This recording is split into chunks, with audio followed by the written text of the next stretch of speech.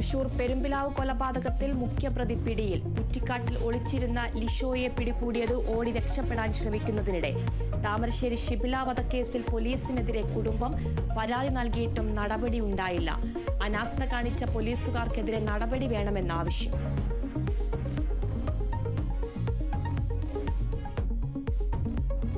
കൊല്ലം ശക്തികുളങ്ങരയിൽ നിന്ന് 50 gram MDMA പിടിയിലായ യുവതിയിൽ നിന്ന് വീണ്ടും MDMA പിടികൂടി. സ്വകാര്യ ഭാഗത്ത് ഒളിപ്പിച്ച നിലയിൽ കണ്ടെത്തിയത് 45.45 ഗ്രാം. കോഴിക്കോട് താമരശ്ശേരിയിൽ അറസ്റ്റിലായ യുവാവ് MDMA വിഴുങ്ങിയതിൽ സ്ഥിരീകരണം. കൊച്ചിയിൽ മദ്യപ സംഘത്തെ ചോദ്യം ചെയ്ത യുവാവിനെ ഇടിച്ചു കൊലപ്പെടുത്താൻ ശ്രമിച്ച കാർ കണ്ടെത്തി.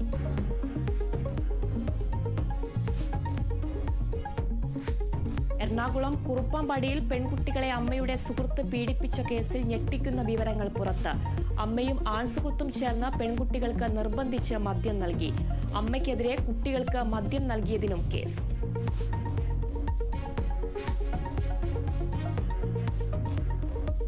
എറണാകുളം AR ക്യാമ്പിൽ വെടിയുണ്ട ചട്ടിയിലിട്ട് വറുത്തതിൽ ഉദ്യോഗസ്ഥന് വീഴ്ചയെന്ന റിപ്പോർട്ട്. പറ്റിയത് അബദ്ധമാണെങ്കിലും സംഭവിച്ചത് ഗുരുതര വീഴ്ച.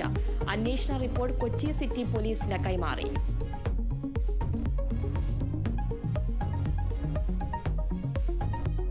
കോഴിക്കോട് 12 വയസ്സുകാരന് തുണിക്കട ജീവനക്കാരന്റെ മർദ്ദനം. അക്രമം തൊട്ടിൽപ്പാലത്തെ കടയിൽ വസ്ത്രം മാറിയെടുക്കാൻ എത്തിയപ്പോൾ. തുണിക്കട ജീവനക്കാരൻ അശ്വന്ത് പിടിയിൽ.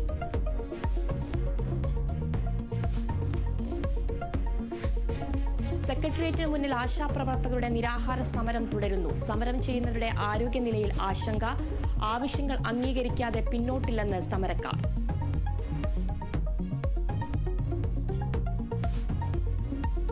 മലപ്പുറത്തെ പാരമ്പര്യ വൈദ്യൻ ഷാബാസ് ഷെരീഫ് വധക്കേസിൽ ശിക്ഷാവിധി ഇന്ന്. വിധി പറയുക മഞ്ചേരി ജില്ലാ സെഷൻസ് കോടതി.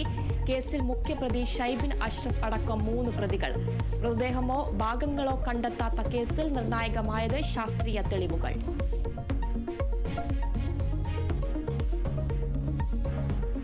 ലഹരിക്കെതിരായ പ്രതിരോധത്തിൽ കൈകോർത്ത് പോലീസും പ്രാദേശിക സംഘടനകളും. ലഹരി വ്യാപനം തടയാൻ 1 വർഷം നീളുന്ന സമഗ്ര പദ്ധതിയുമായി കൊച്ചി സിറ്റി പോലീസ്. പ്രാദേശിക സംഘടനകളുടെ പങ്കാളിത്തത്തോടെ വിദ്യാർത്ഥികളെ ബോധവൽക്കരിക്കും. ലക്ഷ്യം ലഹരിക്കെതിരെ സ്ഥിരം പ്രതിരോധ സംവിധാനം ഒരുക്കൽ.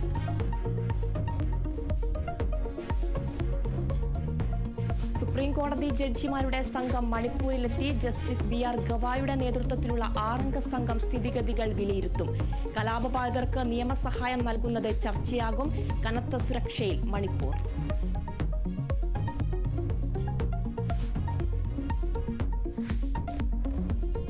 വൈദ്യുത തകരാറുകൾ മൂലം അടച്ചിട്ട ലണ്ടനിലെ ഹീത്രൂ വിമാനത്താവളം തുറന്നു. ഇന്നു മുതൽ വിമാന സർവീസുകൾ പൂർണ്ണമായി പുനഃസ്ഥാപിക്കുമെന്ന് അധികൃതർ. വിമാനത്താവളം വീണ്ടും പ്രവർത്തനം ആരംഭിച്ചത് അർദ്ധരാത്രി വരെ അടച്ചിട്ടതിനു ശേഷം. പ്രതിസന്ധി ഇലക്ട്രിക്കൽ സബ്സ്റ്റേഷനിലെ തീപിടുത്തത്തെ തുടർന്ന്.